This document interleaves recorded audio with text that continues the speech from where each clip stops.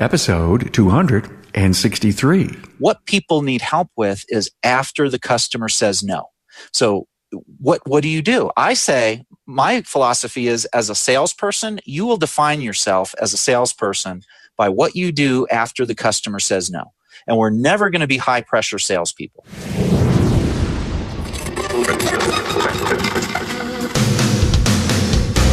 Welcome, aftermarketers, to Remarkable Results Radio. Listen to learn just one thing from today's episode on your journey to remarkable results.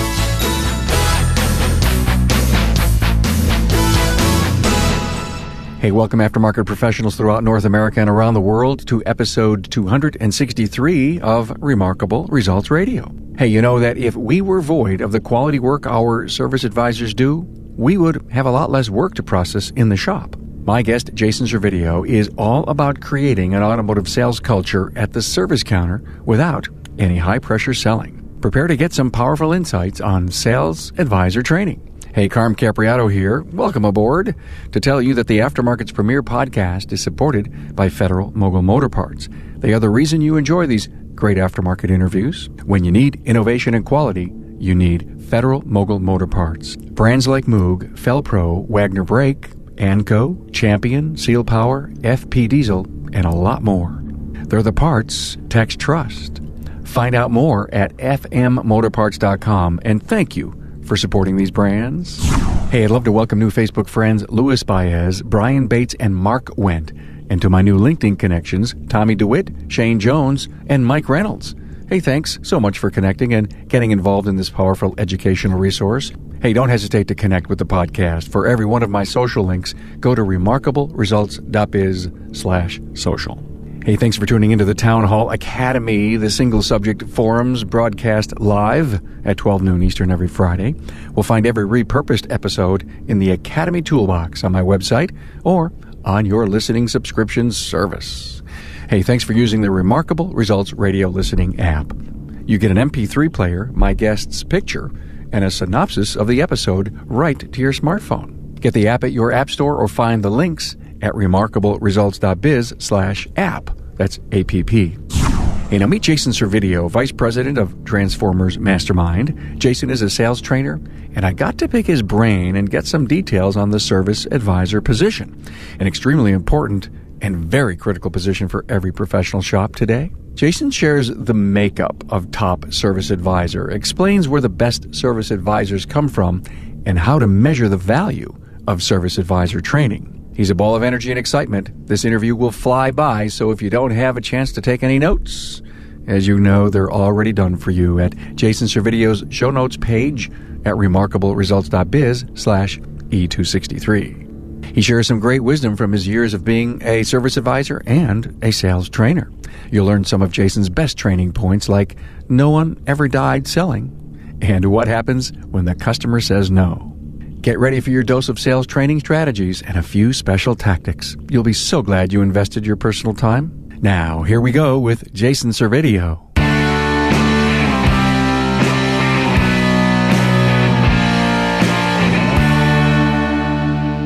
Hey, a warm welcome to Jason Servidio, the Vice President of Transformers Institute from Colorado Springs, Colorado. Welcome, Jason. Hey, how you doing, Carm? Thanks for having me. There's so much to talk about. I just can't wait to get in it because, you know, everyone knows we always have a pre-call, and I find out stuff about my guest, and we can, you know, get to it here in a minute. But I heard that you started with your uncle as a tech in his shop, and you became an ASE-certified technician. And then you found your passion and success as a service advisor. That's right.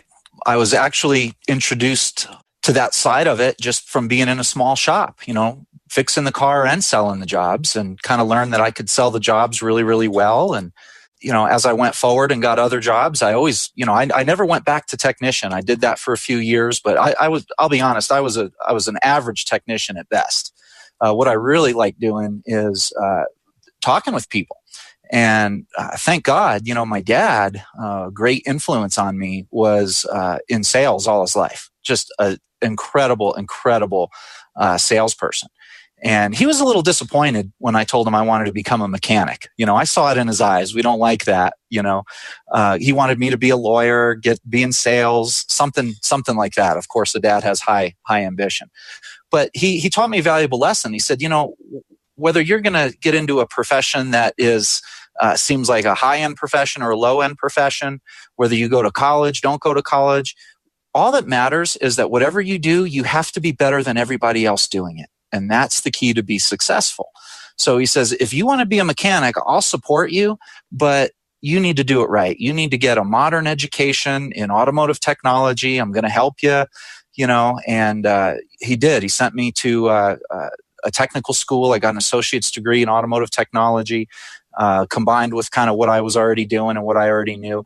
But I'll be honest, even after my degree, I went right into service advising. I just loved it, and it gave me just a little bit more technical knowledge that helps. But my real passion was for sales, and I actually bounced in and out of automotive several times into other professions where I was mainly a salesman. The home improvement industry, siding, windows, gutter, roofing.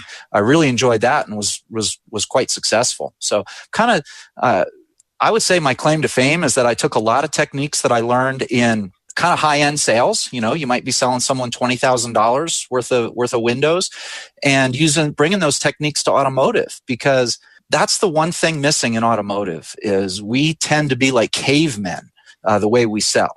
I love that quote. Explain that a little deeper. We tend to be cavemen. I saw it a million times when I would be in the shop.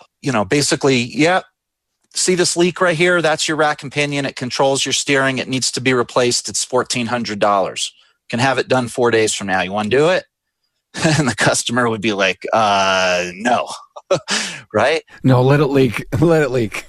Yeah. There's some basic sales techniques that are common all over the world that are completely missing in automotive. Oh, wait a minute. So I get what you mean. I mean, we're really just, cavemen were saying, yep, no, hungry, food, icy. We're very short and to the point.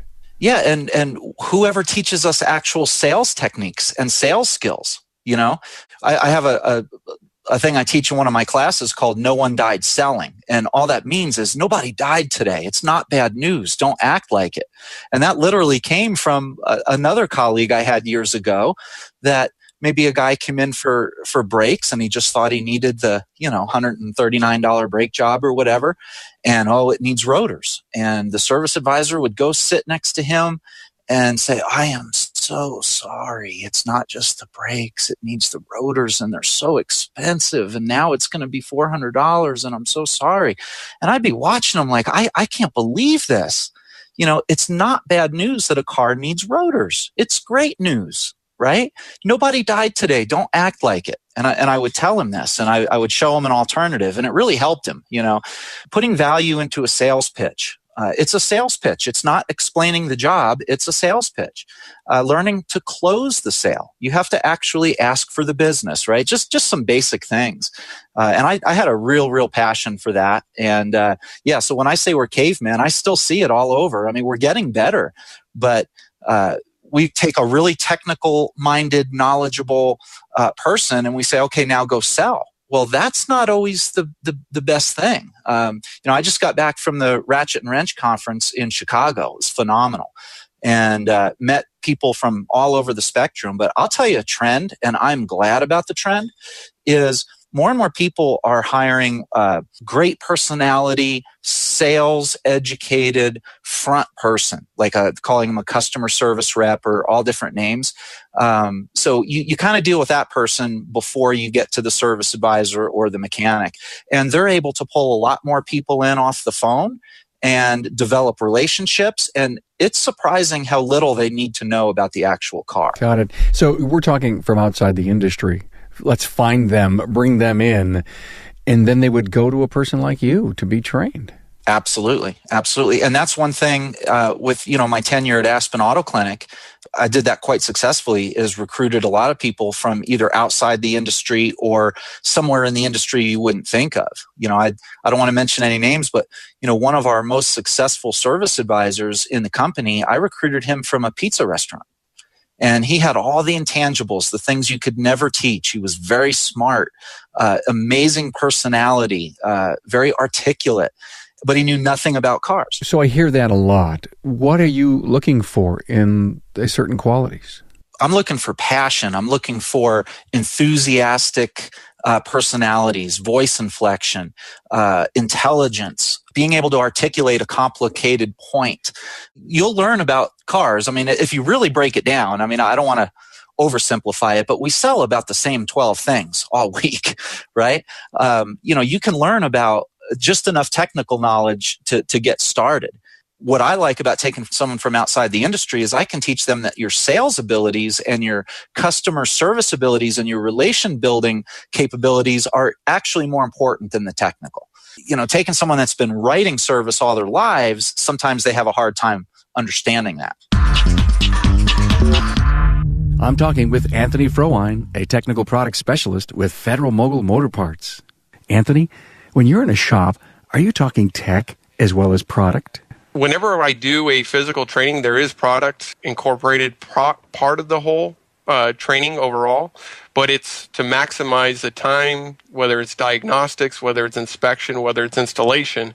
So that way they understand that, hey, by skipping that extra 20 seconds, by putting on this set of brake pads and not replacing the hardware, hey, this might be the reason why that I'm getting comebacks. And usually, being a ex-shop owner, I understand that the first time you get paid, the second time's free. And so are the techs really starving for this information?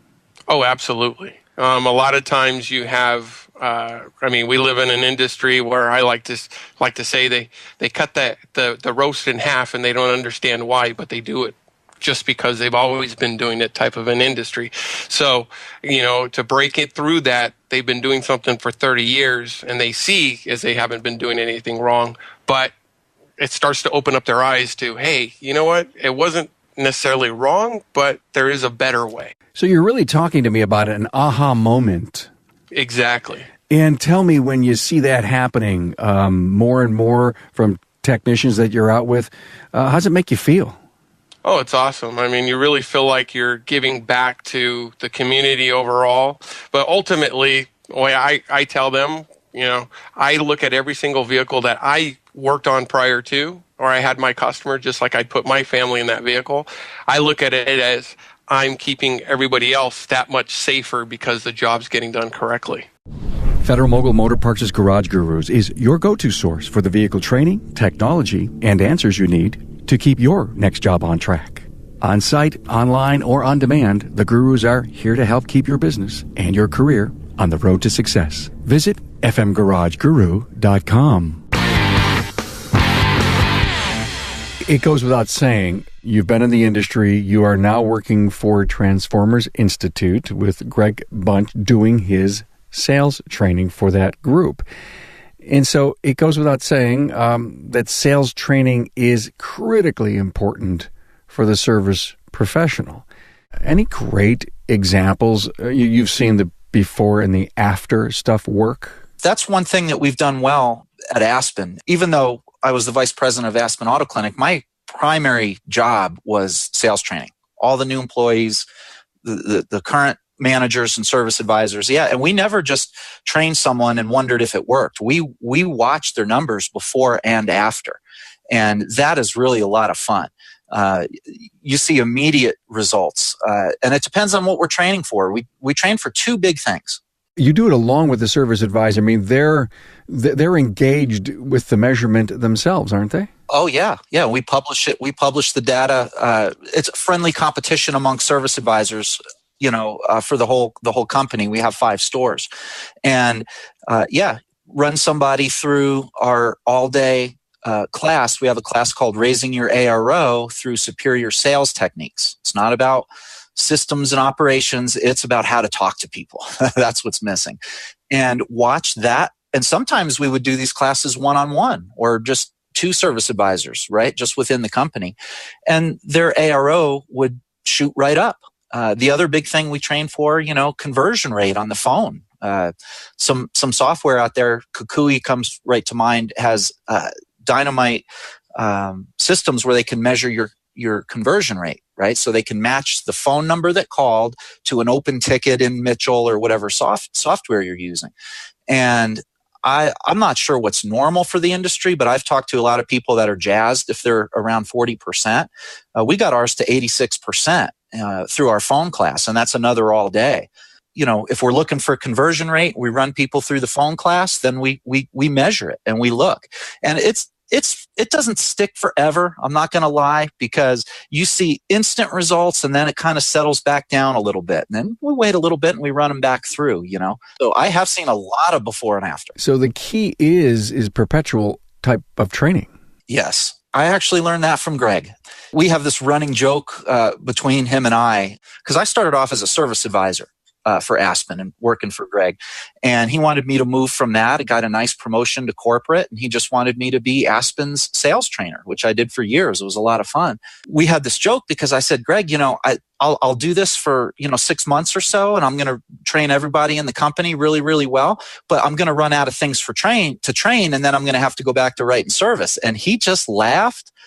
I was dead serious. He knew, you're never going to run out of things because you have to run them back through. You have to reinforce. And I was naive. I literally thought, look, I'm going to tell them what I know, teach them how I used to do it, teach them all these things that you want them to be better at, and then I'll be done. And here we are 7 years later, still doing it. So love it. Great story and good stuff so far. Thanks. I think about the telephone and how critical the telephone is for our survival in our industry. I also think about the customer that really does call, has an appointment, comes in, and then you find some additional things. Are those two types of sales different, or are they the same?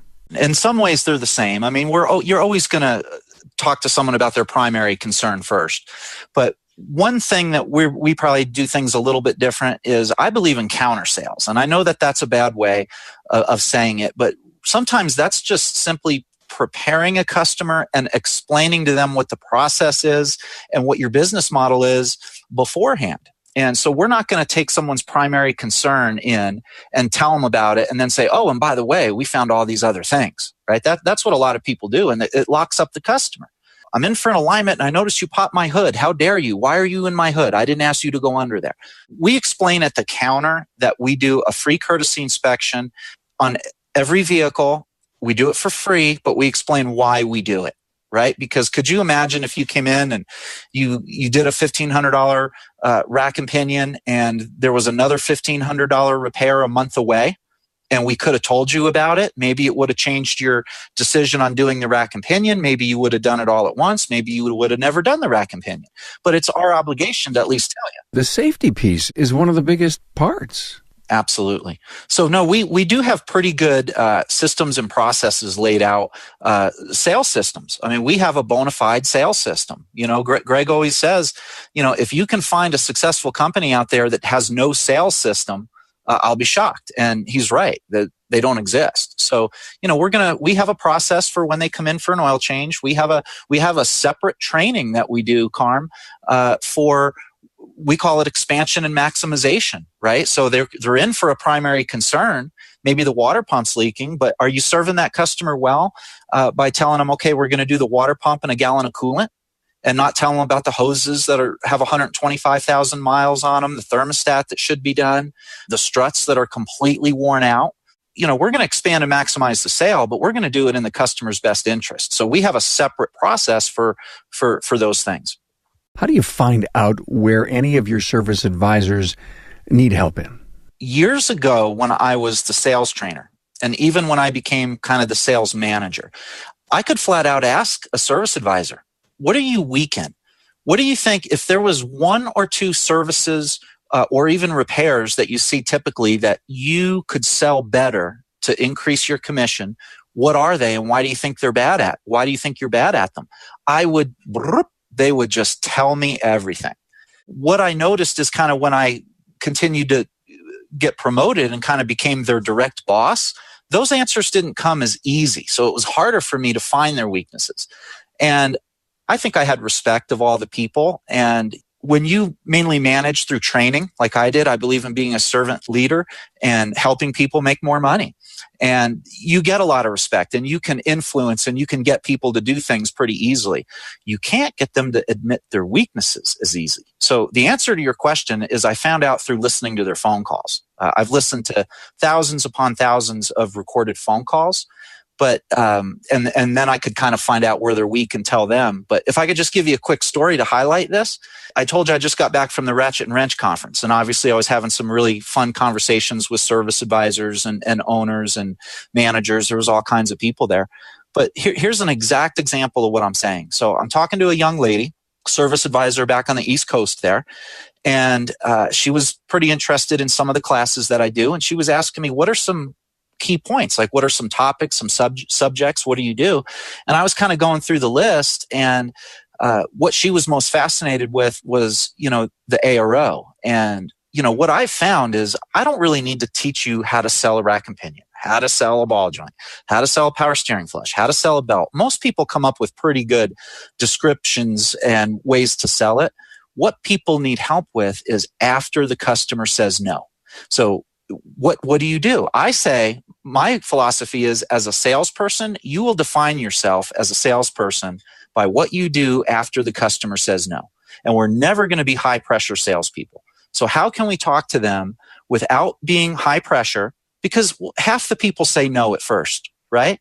So I was getting into that a little bit, and she said, oh my God, that is exactly what I need. I've got a part of the class is, turning into a puddle of goo. Anyone that knows me hears me say that all the time. When the customer says no, do you turn into a puddle of goo and flow away to the lowest spot on the floor, or do you have a way to continue?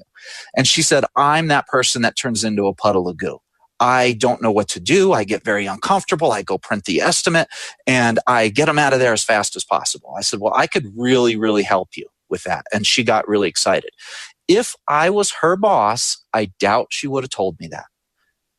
And that highlighted it to me better than ever. So I'm kind of excited to get back and be a sales trainer and not necessarily be everybody's boss. A lot of times their weaknesses are their perceived weaknesses. They're not even weaknesses. But if they'll just share it with me, why they think they're not good at it, I can usually help them.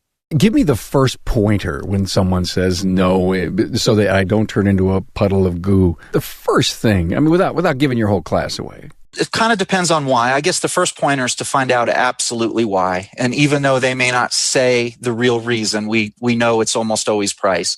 But we call it refocusing the customer. They're not thinking about the proper things. I'll just give you an example. If you did come in for the water pump and a gallon of coolant, and you wanted bare minimum, and I'm trying to add maybe the heater hoses and the upper and lower radiator hoses because they're soft and they have 125,000, and you're thinking, no, that makes it a little bit too expensive. I think I'll just do this other repair. And you're saying no to it. I'm not going to pressure you, but I might say something, Carm, just real quick. Do you know when most people replace their radiator hoses? And I'm just going to wait. I'm going to say, I do this for a living. I see it winter in, winter out. Please use my experience as a resource and be more proactive than my other customers. Most customers replace their heater hoses when they blow, when they leak, and then they overheat their all aluminum engine for the second time. We're getting into the danger zone. And you're on the side of the road, and it's late at night. And most people, when you say that to them, they think for a minute, they smile, and they say, oh, you're right. Let's just go ahead. I love what you just said. And some guests recently on the show have said, Carm, we as service professionals need to provide insights to our customers. Was that an insight? Absolutely, that's insight. Nobody wants to say, oh, you're going to die. You're going to have all these terrible consequences. You have to say it in a gentle way. There's a big difference between an experienced customer and an experienced professional service advisor. I remind my guys of that all the time because we all get these intimidating guys that come in and try to act like they know as much as us, right? Maybe you are experienced and you bought 4 or 5 timing belts over your lifetime. Well, we've project managed and sold 4 or 5 this week. So we like to say, use our experience as a resource. We see this all the time. Here's what can happen. And usually I like to relate it to more not you're going to die, something's going to come apart, but you're going to cost yourself more money. The biggest difference between explaining an automotive service and a sales pitch is that a sales pitch is provocative. Whatever I say has to be provocative in some way. If I tell you that your battery is a little bit weak and you don't want to do it yet, and I can refocus you by saying, Carm, you know when most people actually replace their battery? We see it every winter this time of year. And just let the customer talk. And they'll do just that. They'll say, yeah, when it's dead, I had to get jump started a few years ago. So anyone who may come in that's got internet knowledge, you're really trying to pull that out of them? You're telling someone, hey, you've studied this. You know how batteries fail at the most inopportune time. It's 4 years old now. You've done the research, haven't you, Bob? Absolutely. Yeah, we encourage that. We're not afraid of people that come in educated. We actually laugh about it a lot. We have one shop that is Euro only up in Denver, run by a wonderful young lady that started with us years ago when she was very young. Moved all the way up to store manager. She's just killing it up there. Everyone says, well, we love dealing with European drivers, but they have the money to buy what we're selling, but they're difficult to sell because they do come in very educated. They may go on a forum for 3-4 hours before they come see you because their car is not a tool. They're an enthusiast for their car, which I actually like. But the relationship might start out with they lay a throttle position sensor on the counter and say, I got a code. I got my own code reader. It's a throttle position code. I bought a throttle position sensor and I want you to put it on, right? That's a pretty tough conversation to have. So we don't mind that you're educated.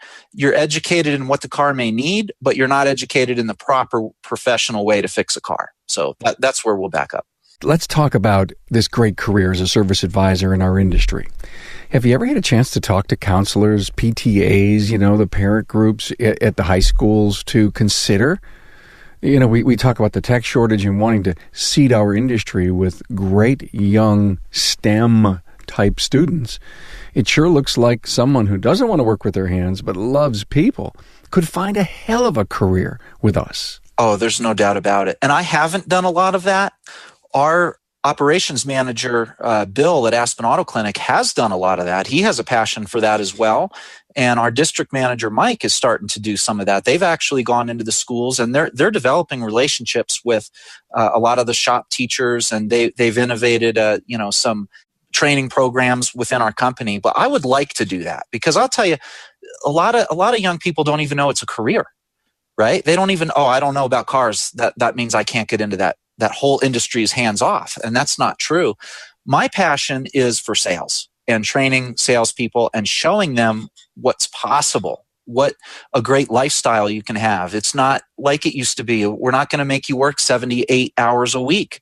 That was big for me at Aspen, is I wanted to create a sales culture, not an automotive culture, right? Internally amongst the service advisors. And I wanted to treat them like professional salespeople with commission and really good pay. I love being able to show a young person that is just getting their eyes open to this, that learning sales and customer service really, really well in the automotive industry is an absolute replacement for college, right? College isn't for everybody. And if you don't want to go to college, a top salesperson will have the same income as somebody with a bachelor's or even a master's degree. And I learned that from my dad as well.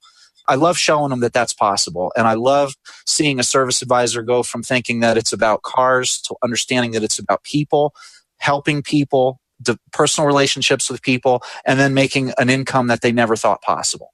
I've seen people go from $9 an hour, struggling, can't even afford their apartment, have a baby, not know what they're going to do, to, being able to put money away, buy a house over just a few years of writing service. It's really rewarding. Great. Good for you. Glad to hear that. Jason, is there any downtime in a service advisor's day? And if there is, what would you ask them to do?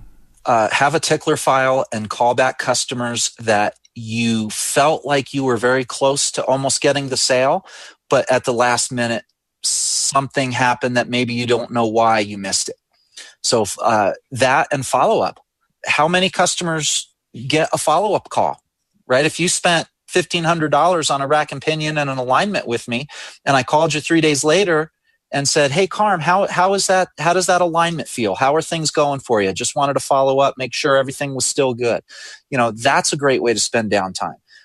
Somebody that maybe did do an oil change, but we recommended shocks and they didn't want to do the shocks yet. Call them in a week. Maybe there's a special going on. Maybe there's something we can do for them. Stay in contact with your customers.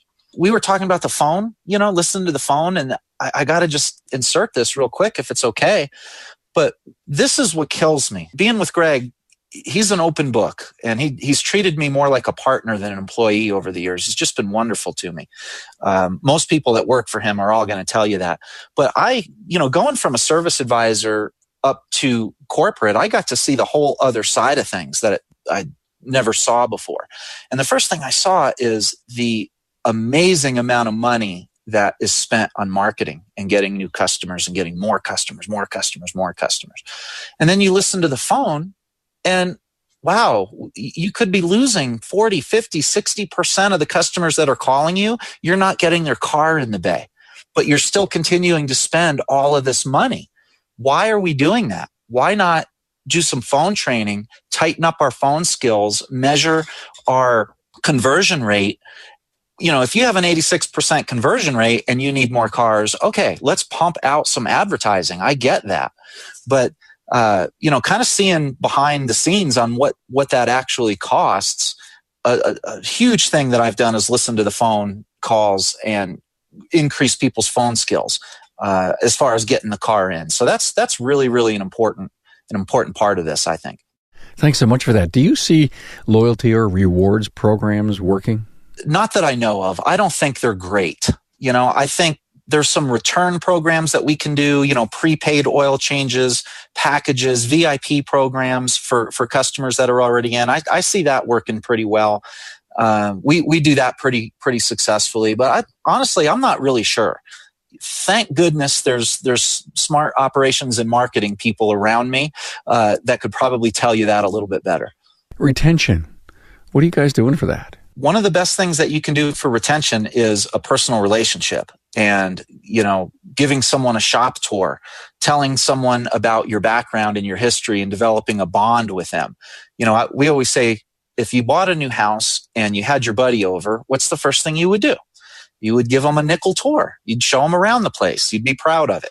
Okay. So I think it starts when a customer is new, giving them a tour. You need to know the environment that your car is in. There's not some greasy, dark, terrible shop back here with pictures of ladies in bikinis on the wall. It's a incredible environment with modern equipment and top-notch people. Let me show you around. We're very proud of it.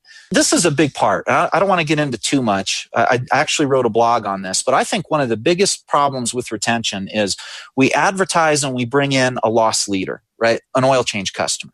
And then we try to sell them all this work and we're surprised when they don't buy it.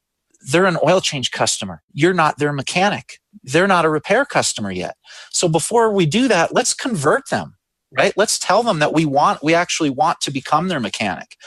And we like to train our guys that you can't bring someone in for an oil change and expect them to make the decision on the spot to become your mechanic. It's a big decision, choosing a mechanic, a doctor, an accountant, someone to do your taxes, anything. So, we like to ask them, we'd like to invite you in multiple times for a low-risk opportunity to experience our service so you can decide if you would like us to become your full-time mechanic. I want to earn your trust. I realize that's going to take some time. And then we try to sell them a prepaid, very inexpensive maintenance package when we cash the customer out, 3 to 5 prepaid oil changes. And we can be very low pressure. Once someone buys that and we know they're coming back 3, 4, 5 times, it's just about relationship building. After that, you become their mechanic, and then you can start seeing your ARO grow and doing all the things. But we do really well on retention, and we track our new and our return customers every month. But Aspen has dynamite repeat customers. I'm really, really proud of that. Walk me through staffing. Do you need a greeter? Do you need service advisor? How many service advisors per tech? What's your recommendations? more service advisors per tech than you think you need. And that, to really provide top-notch service, you need more front staff horsepower than you think that you need. One time someone said, you have one advisor for every 2 technicians in this store. That's crazy. Well, if you look at their day, they're very, very busy. We're not trying to process people in our company. We're trying to relationship build. I need a service advisor to take 15 minutes and show a customer around the place. Take 15 minutes and go sit down in the waiting room and talk about the weather or the football team or whatever it is. Have that tickler file. Call people back. We ask a lot of them. The problem with answering that question is, some technicians are literally like a couple of technicians, right? We have technicians that are equivalent to 2 or 3 guys. They're that efficient. They're that fast, great attitudes. And we have other technicians that we love and they're solid and they do very high quality work, but they're not going to be able to produce the same amount of hours. And there's a place for that too. But I would just answer that question with more service advisors than you think. Hey, did anyone ever have unlimited confidence in you? 3 people that I can actually think of. My wife, my dad, and Greg Bunch. Those 3, whether it's true or not, my impression is that they have unlimited confidence in me and support whatever I do. Is focus easy for you? Yes. That's kind of my thing, mental discipline. I'm pretty focused. I tend to focus on one thing, attack it, do it very well until it's done before I like to move on to something else. I can multitask, but I'm not going to say it's an extreme strength. Greg and I have, done a lot of reading and personality books and the way people think just to, try to help each other understand each other. And we've always got along well, but when you learn things, it makes it even easier. And one thing that we've discovered is, Greg is a visionary. And I'm an integrator. And we read a book, I think it was called Rocket Fuel, that says, every integrator won't go anywhere without a visionary, and a visionary can't get anything done without an integrator, so they're a good team. But part of that is how we think. I think very probably linear, and he thinks circular. He's able to think about many, many things at once. And I like to start something, do it really well, finish it, and move on to the next thing. So I would say discipline's pretty easy for me. Hey, do you carve out time in your day to just think?